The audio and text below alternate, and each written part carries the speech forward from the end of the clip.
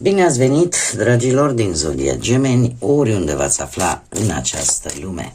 Vă mulțumesc tare mult pentru prezența voastră, pentru aprecierile voastre și comentariile voastre frumoase, iar cei care se află pentru prima dată pe acest canal, le urez un cald bun venit. Și dacă veți rezona sau mesajele vă vor aduce ghidare, claritate sau poate liniște interioară, vă invit cu mare drag să vă abonați și să susțineți acest canal cu un simplu like. Lucru care de-al minte este gratuit, unicul lucru necesar este decât dorința fiecăruia dintre voi. Desigur, dragii mei, nu uitați, fiecare este stăpânul propriului viitor și cel care îl construiește. Așa că luați decât ceea ce vreți să manifestați universului sau ceea ce voi simțiți că vorbește despre ceea ce trăiți în acest moment. Este o lectură generală pe care voi o puteți urmări oricând doriți, iar cei care aveți nu doar soarele, ci și luna, Venus, sau poate ascendentul în zodia Gemeni, această lectură este de asemenea și pentru voi. Și acum, dragii mei, haideți să vedem ce este important de știut, cu ce vă confruntați acum, ce trebuie să faceți, cum evoluează situația voastră. Haideți să vedem. Este prea mult, sunt prea multe. Este timpul să te îndepărtezi, este timpul să pleci din ceva. Probabil că un mesaj aleatoriu pentru unii dintre voi. Noi hai să insistăm totuși. Ce este important de știut pentru dragii mei din Berbec în următoarea perioadă? Ca acasă în nicio parte. Se pare că pentru unii dintre voi o casă, un loc este important în această ultimă perioadă. Ia să vedem. Interesant, avem un număr maestru, 44. Pentru unii este un număr maestru, pentru alții mai puțin. Dar imediat discutăm, avem ca și numere 50, 5, 2, 44 sau, mai degrabă aș spune, și 8. Acum, care este, ce vă blochează, ce este în spate, da? Ce lecții poate recente ați avut.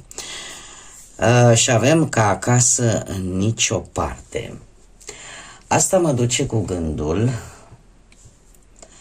la acea idee în care voi simțiți nevoia de siguranță, de a vă simți confortabil, chiar și atunci când poate nu există un loc fix de apartenență, să spunem așa. E nevoia asta de a avea ceva stabil, un refugiu personal, nevoia de căldură, de speranță, de liniște interioară, de spațiu personal care să vă înconjoare, da, indiferent unde vă aflați. Există această necesitate de a vă crea acel sentiment de apartenență, de a vă crea sentimentul de acasă.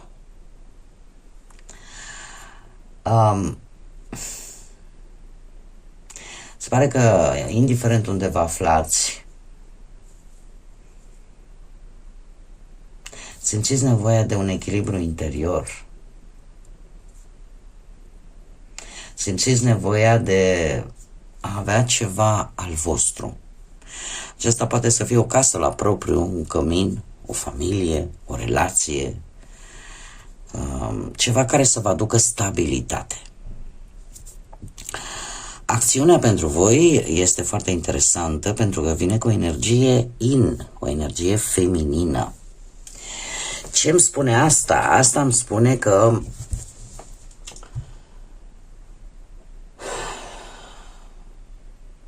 este necesară mai multă introspecție. Este necesară, cum să spun eu, această caracteristică feminină, aceea de a avea răbdare, de a fi echilibrați, de a vă folosi intuiția,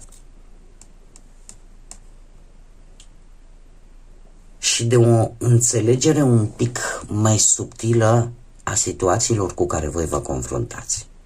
Cumva să vedeți acele situații într-un mod un pic mai profund și nu de suprafață. Se știe foarte bine că energia feminină este o energie introspectivă și ca să vă fac un pic mai bine să înțelegeți, imaginați-vă că suntem noi femeile foarte blamate de către partea masculină, că suntem foarte băgăcioase, foarte curioase, foarte mentale. În momentul în care, și ați auzit cu siguranță multe persoane masculine care au spus, e foarte greu de înțeles o femeie. De ce? Pentru că împarte firul în 20 de alte fire. Că e foarte, foarte greu de mințit poate o femeie, da? Care are un simț aparte, în care simte imediat minciuna. Lucrurile sunt văzute un pic mult mai profund și este pentru a acționa în următoarea perioadă cumva.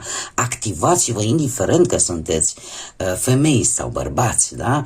Activați-vă această energie feminină în care să vedeți ce este subtil, să vedeți ceea ce nu prea se vede la suprafață, să puneți întrebări, să fiți curioși. Cum să zic eu, să nu fiți pasivi, să nu dați înapoi. De ce? Pentru că acest lucru vă poate bloca progresul. Să renunțați la acea tendință de a evita să luați hotărâri, să evitați să faceți alegeri, să luați decizii, dar în același timp săpați. Folosiți-vă de această energie feminină și săpați după informații, săpați după ceea ce nu se vede la prima vedere. Activați-vă această energie feminină. Cum se preconizează, cum poate evolua situația, în ce direcție poate merge sau care este potențialul care vine în următoarea perioadă? Și avem gânditorul. Asta îmi spune că veți analiza situațiile, le veți contempla și veți pune în balanță ce opțiuni aveți. Pentru că vor apărea, să știți, posibilități multiple în care voi va trebui să stați un pic, să vă gândiți înainte de a acționa. Iar toată această introspecție vă poate ajuta foarte mult în momentul în care va trebui să luați decizii cu mare atenție. Folosiți-vă de această energie, pentru că următoarea perioadă va veni cu tot felul de posibilități, de opțiuni, dar pe care voi va trebui să le gândiți în prealabil și ajutați foarte mult de intuiție, de introspecție, de o gândire mult mai profundă pentru a decide cât mai corect. Haideți să vedem acum ce ne spune și tarotul. Ce vine, ce este important de știut pentru voi, dragilor din Gemeni, în următoarea perioadă.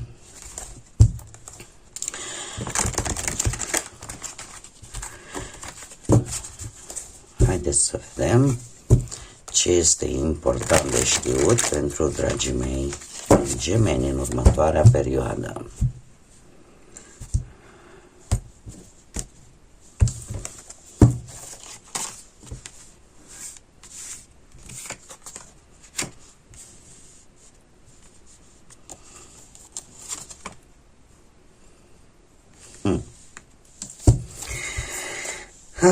Așa, deci, dragii mei, avem un paj de cupe, un 9 de monede și spânzuratul. În cazul de față aici avem spânzurata. E o energie tot feminină, ce să vezi. Și haideți să le luăm așa cu începutul. Acest paj de cupe. Pajul de cupe, dragii mei, îmi vorbește foarte mult de vești emoționale, începuturi sentimentale, dar îmi vorbesc de asemenea de sensibilitate. Sensibilitate și intuiție. Asta îmi spune, dat fiind că vine alături de această carte ca acasă în nicio parte. Îmi vorbește de faptul că voi sunteți într-o perioadă în care nevoia de a aparține unui loc, unei persoane, unei relații, unei situații care să vă aducă stabilitate, vă face sensibili. E posibil ca acest lucru să se manifeste chiar și la locul de muncă. Nu știu, să aveți momente în care pur și simplu vă exprimați așa emoțiile sau ideile voastre la locul de muncă într-un mod cât mai sensibil, mai emotiv posibil. Poate unii dintre voi, mare atenție, să deveniți poate prea visători și să nu vă concentrați foarte mult pe anumite rezultate concrete în ceea ce privește viața voastră profesională și sau poate chiar să depindeți prea mult de aprobarea celorlalți în ceea ce privește munca. Asta vă poate face un pic vulnerabili. De asemenea, dacă vorbim de partea asta amoroasă, da? În relație voi faceți gesturi romantice, total neașteptate, surprize, vreți să petreceți mai mult timp împreună, faceți declarații de afecțiune care posibil chiar și pe voi să vă surprindă, să zicem, pentru că vreți să vă comunicați emoțiile. Vreți să reînnoiți poate o conexiune, vreți să găsiți acest cămin, acest loc căreia voi să-i spuneți acasă, acolo unde voi vă simțiți bine, unde voi simțiți că aparțineți. Aș mai spune de asemenea că cei singurei, tocmai din dorința de a aparține cuiva, să aveți tot felul de atracție, o anumită atracție față de acele mesaje romantice din partea cuiva, care poate că își exprimă interesul și chiar poate să vă invite la evenimente sociale sau la tot felul de întâlniri și aveți această tendință să vă urmați intuiția, dar nu numai intuiția, ci și emoția voastră. Acțiunea voastră relaționată cu această energie feminină care vă poate ajuta foarte mult în această perioadă vine cu acest 9 de monede. Dragilor, folosirea acestei energii chiar vă poate aduce, cum să spun eu, o anumită independență, un anumit confort și chiar aș spune și o anumită prosperitate personală, o satisfacție. E posibil, chiar dacă nu apar bogății exagerate, să zicem, legate de bani, să arate un confort financiar personal. Da? Adică bani suficienți în care voi să trăiți destul de confortabil, să vă puteți permite, nu știu, mici plăceri sau acel lux personal, pentru că știți cum e și cu luxul ăsta. Luxul meu nu este egal cu ceea ce luxul altei persoane. Eu pot să simt că am o viață luxoasă, dau un exemplu, prin simplu fapt că am ceea ce mânca în fiecare zi, eu și familia mea. Eu pot considera asta un lux. Nu e același lux pe care îl vede, de exemplu, nu știu ce cântăreț care are nu știu câte mașini și nu știu câte case și nu știu mai știu eu ce mai poate avea. Da? Deci este un lux personal pe care îl puteți obține în următoarea perioadă. De ce? Pentru că activând această energie feminină, voi vă puteți construi o bază materială mai stabilă. Și chiar și în partea asta emoțional, sentimentală, aș spune că există în felul acesta voi vă puteți păstra acea independență de care voi aveți nevoie, mai ales în relația voastră cu celălalt, în care cumva fiecare are propriul lui spațiu, da? Și un spațiu care este respectat într-un mod reciproc. De ce? Pentru că există maturitate Și relația în sine nu este bazată neapărat pe dependența unul față de celălalt. Acum, să știți că nu este întâmplător și nimic în tarot și în cartomanție nu este întâmplător faptul că avem atât gânditorul cât și spânzuratul. De ce? Pentru că ambele cărți invocă acea energie a nu te grăbi, a fi răbdători. Să știți că tocmai faptul că nu vă veți grăbi în luarea unor decizii, în facerea unor alegeri, în luarea unor hotărâri și le veți analiza foarte profund și foarte bine, vă va ajuta să vedeți situațiile din perspective pe care până acum poate nu le-ați fi văzut. Iar asta, în momentul în care tu poți vedea o anumită situație, o anumită problemă, indiferent de ceea ce vă interesează pe voi în acest moment, că e pe plan profesional, material sau sentimental, vă poate ajuta să vedeți lucruri pe care până acum poate nu le-ați văzut sau nu le-ați perceput. E posibil să renunțați temporal la a mai face anumite lucruri pe care le-ați tot făcut până acum și care au dus poate pentru mulți dintre voi la adevărate sacrificii. De ce? Pentru că veți vedea situația în sine dintr-un alt unghi. Veți reuși să vă dați seama dacă se merită să mai faceți un sacrificiu sau nu. Și aici, încă o dată mă repet, indiferent de ce aspect al vieții vorbim.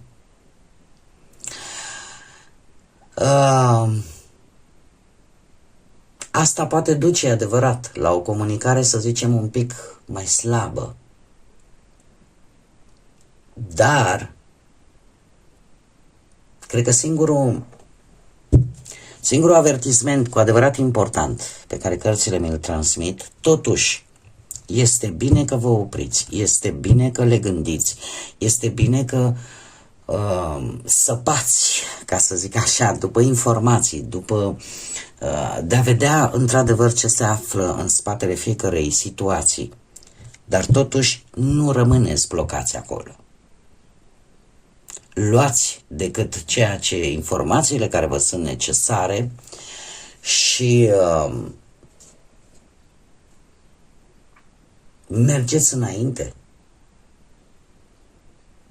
Încercați să nu rămâneți prea mult timp blocați, poate în analiza unor lucruri din trecut pentru a le înțelege pe cele din prezent și asta să vă facă să evitați, poate, anumite relații din teamă de a nu repeta experiențe mai vechi.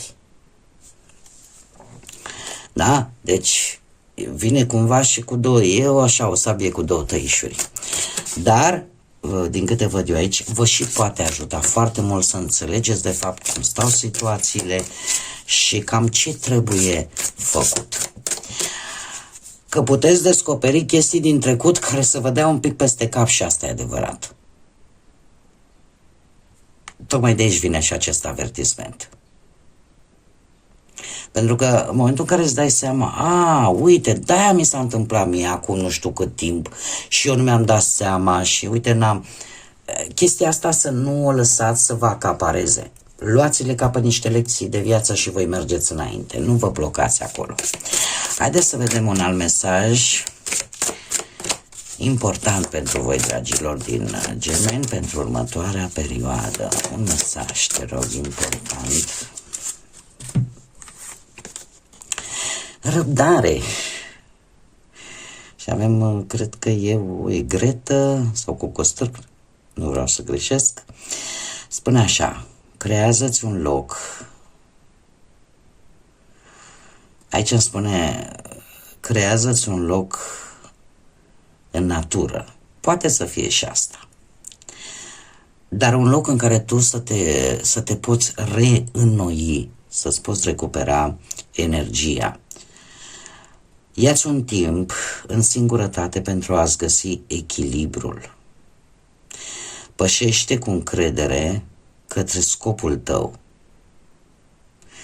iar răbdarea îți poate aduce recompense. Este de fapt un îndemn, în primul și în primul rând, la răbdare. Dar cred eu că este cel mai important, așa cum bine vedem, chiar din prima carte pe care am scos-o pentru voi, găsirea acelui loc în care voi să vă simțiți liniștiți, în care voi să știți că vă reîncărcați bateriile, fie el un loc în natură, este foarte indicat, contactul cu natura, cu energia naturii, dar esențial, cel puțin din acest mesaj, este ca voi să vă dați un pic de timp singurele, în așa fel încât să vă regăsiți echilibrul. Și în momentul în care vă reîncărcați bateriile, să pășiți cu mare încredere către ceea ce vă doriți cu adevărat. Tocmai de aceea, răbdarea de a petrece un pic de timp cu voi înșivă și de a vă încărca bateriile chiar vă poate aduce recompense. Asta de fapt înseamnă să știi să stai și într-un picior. Nu? Știm cu aceste păsări se odihnesc practic stând într-un picior. Da? Dar faceți acest lucru. Nu vă grăbiți, așa cum bine vedem, fiți răbdători și încercați să vă reîncărcați bateriile în acele locuri sau în acele momente. Acum fiecare știe cum își poate reîncărca bateriile. Eu, de exemplu, am mai spus-o și o mai spun, eu cel mai bine mă reîncarc de energie, acum nu mai pot, este adevărat. Acum am găsit altă modalitate, dar cât eram în țară mă reîncărcam energetic mergând la mănăstirea dintr-un lemn, care pentru mine era o oasă de liniște, de reîncărcare energetică extraordinară. Nu mai pot acum, fiind plecată de mulți ani de acasă, dar o fac, nu știu, ascultând muzică. Da, fiecare are modalitatea lui de a își reîncărca bateriile. Și e un moment bun să o faceți. Bun, dragilor, acestea au fost mesajele pentru voi. Eu sper ca această lectură să vă fie adusă așa un pic de ghidare, de claritate. Vă mulțumesc tare mult că ați fost alături de mine și până la următoarea noastră reîntâlnire, nu uitați, suflete frumoase, să lăsați credința, iubirea, lumina, pacea să vă însoțească la fiecare pas.